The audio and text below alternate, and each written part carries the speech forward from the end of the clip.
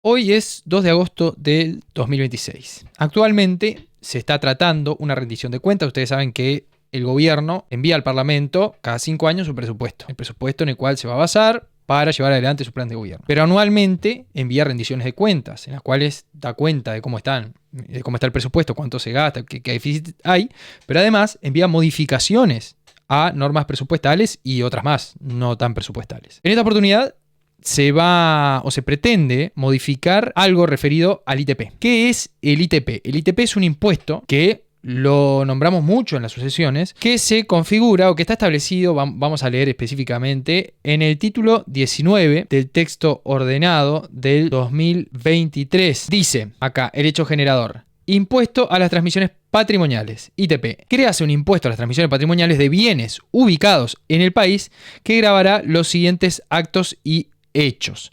Y acá vamos a lo que nos interesa, que es el literal C y el literal E. Dice, las cesiones de derechos hereditarios y las de derechos posesorios sobre bienes inmuebles. Estas últimas, a los efectos del impuesto, serán consideradas como una enajenación del dominio pleno. Es decir, cuando hacemos una cesión de derechos hereditarios y una de derechos posesorios, vamos a tener que pagar lo que se llama un ITP. Así, tanto la persona que enajena como la persona que adquiere esos derechos o esos derechos, ya sea hereditarios o posesorios. Pero vamos a lo que nos interesa.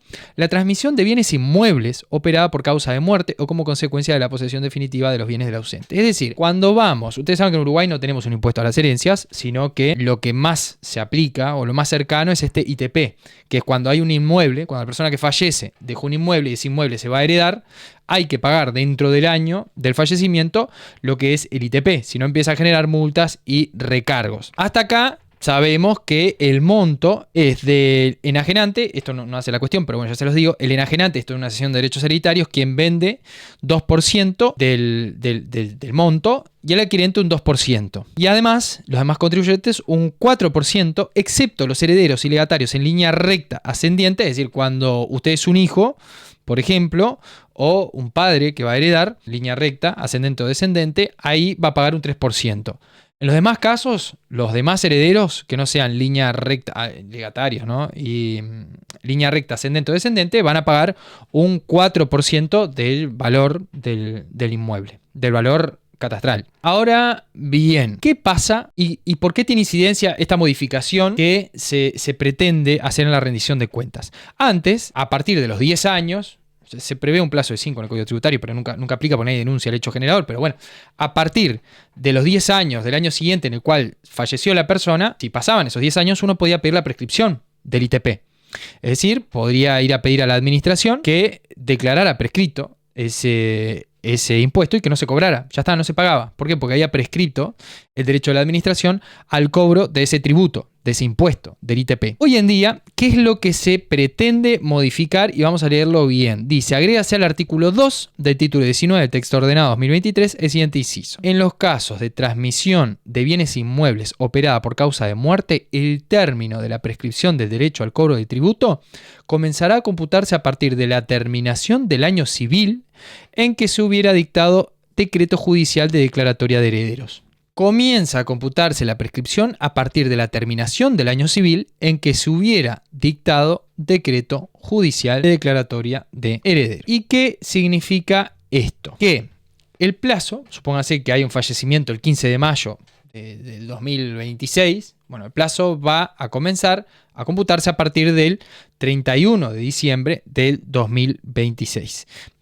Eso es actualmente hoy, ¿no? El plazo para la prescripción. Pero con la nueva modificación, este plazo se va a computar desde la declaratoria de herederos. ¿Entienden la complicación? Declaratoria de herederos es, tenemos que repasar, a ver, en una sucesión, nosotros vamos a hacer lo que se llama la apertura judicial de la sucesión, que va a terminar con esa declaratoria de herederos. Es decir, nos presentamos, supónganse que es un heredero, vamos al caso más fácil. Es un heredero, se abre la sucesión, dice los bienes que había, bueno, en fin, se pide que lo declare único y universal heredero y ya está. Si es un heredero, esa declaratoria de herederos va a ser lo que el juez dicta en un decreto que dice declárese único y universal herederos de fulano a mengano y por los bienes tales. Y ahí dice los bienes en esa declaratoria de herederos y a partir de ahí se hace lo que se llama el CRA, que es el certificado para inscribir en el registro y cambiar la titularidad de los bienes. Eso cuando es un heredero solo puede demorar 5 o 6 meses.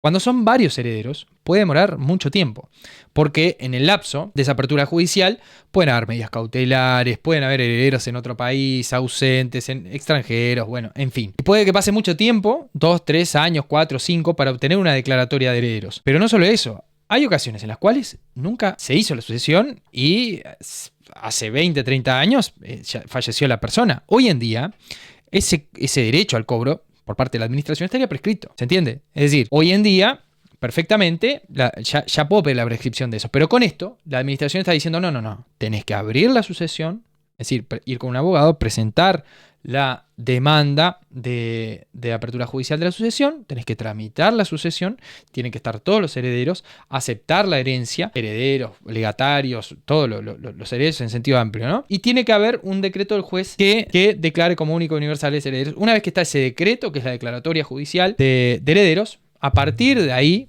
como dice acá, a partir de la terminación del año civil en que se hubiera dictado decreto judicial de declaratoria de herederos. Es decir, a partir del 31 de diciembre del año en que se dictó esa declaratoria de herederos, empieza a correr el plazo de 10 años. ¿Y qué pasa si nunca se abre la sucesión? Bueno, nunca prescribe. Es así. Pero bueno, la cuestión es la siguiente. Lógicamente que me parece que la mano viene por controlar a ver quiénes son los obligados. Porque si fallece la persona y yo soy heredero, bueno, voy a ser obligado a pagar ese impuesto. Entonces, lo que quiere la administración es tener esas declaratorias de herederos para poder saber quiénes son los obligados y así poder saber a quién se le puede cobrar y cobrarle el ITP enseguida aparezca la declaratoria de herederos. Ustedes saben que la propiedad y la posesión de los bienes del causante pasan de pleno derecho a los herederos. Ahora, no sé, no veo muy bien cómo va a ser la administración, si va a consultar todos los expedientes para saber, en todas las sucesiones que se están tramitando, para saber dónde hay declaratoria de herederos, porque eso no se publica. Más allá de que sea un CRA y eso se inscriba en el registro, eso va a quedar ahí. Entonces, ¿será realmente eficaz para cobrar más tributos? Yo creo que lo que pretende la administración es dilatar más